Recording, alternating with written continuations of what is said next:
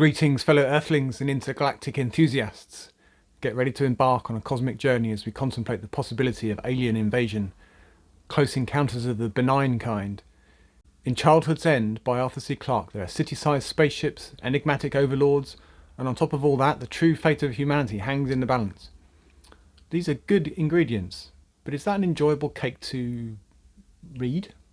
The novel begins in a Cold War world of paranoia, space race and simmering conflict. In the opening pages, this is all turned upside down when gigantic spacecraft appear above the major cities of the world.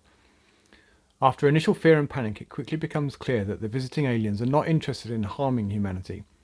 Just the opposite, in fact. The first act of the book covers humanity's reaction to the arrival of the Overlords, and the interactions between the boss alien and the UN Secretary General, the only human with whom the Overlords will speak, and even that is with a disembodied voice. The Overlords, though possessing a benevolent exterior, remain enigmatic, adding an air of mystery and suspense to the story. Why do they conceal themselves? Could they be artificial intelligence? Could they be humans from our future? Or are they so hideous or terrifying that us poor humans couldn't cope with being confronted with their ghastly visage? As the Overlords gradually reveal themselves to mankind, they bring about a golden age of peace and prosperity. Earth enters an unprecedented era of technological achievements, social harmony and the eradication of war and poverty. Sounds good, right? However, as humanity grows complacent in this seemingly utopian existence, questions arise about the true intentions of the Overlords and the nature of the ultimate transformation that they promise. Some years after the initial appearance, the second act of the book covers how society functions now. Technological progress abounds, but creativity has suffered. Some bemoan this lack of creativity, even to the extent of forming a new community on an island with the express intent of encouraging creativity. Mystery still surrounds the purpose of the Overlords. What do they stand to gain from improving humanity in this way? That does become clear in the third act.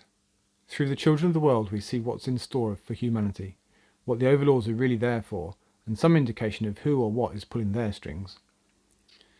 Any complacency that humanity might have developed is shocked out of them by the rapidly unfolding developments. So, what did I like about this book? I'm embarrassed to say, not a fat lot, to be honest. Hopefully I'll think of something before I get to the end of the review. I felt detached from this book as I was reading it, more like an observer than a participant in the storytelling. This might have been due to the narration style, which wasn't from the perspective of any particular character, so it was difficult for me to feel invested in it. I thought that Clarke, or perhaps through him the Overlords, were quite dispassionate about the fate of the children. Not fate, that's probably the wrong word. Better to say transformational journey that the children of this future Earth undertake. There's an entire thread in the middle of the book where one human hitches a lift to the Overlord's home planet.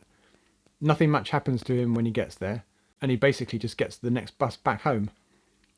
I found this a rather dead-end plot thread, serving little purpose except to tie the second and third acts together. Time dilation from the long return journey meaning he comes back to Earth 80 years after leaving. I did like the alien reveal when it did happen, and thought that the reason for their reticence was both funny and understandable. Let's just say it's a good thing that religion's grip on humanity is much less strong by the time that this happens. Whilst these aliens' intent was mostly benign, I was reminded of the Vogons' sudden appearance over an unsuspecting planet, with their casual announcement that Earth was scheduled for destruction to make way for a galactic hyperspace bypass. To be honest, a bit of Vogon poetry would have livened this book up a fair bit.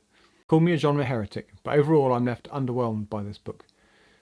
This is disappointing as the received wisdom is that this is Clarke's best work. Or perhaps I'm the disappointment. Mr. Clarke, I have enormous respect for your many achievements and accolades in science fiction. It's not you, it's me. But I think we need a break. I'm afraid I can only stretch to a 5 out of 10 for Childhood's End.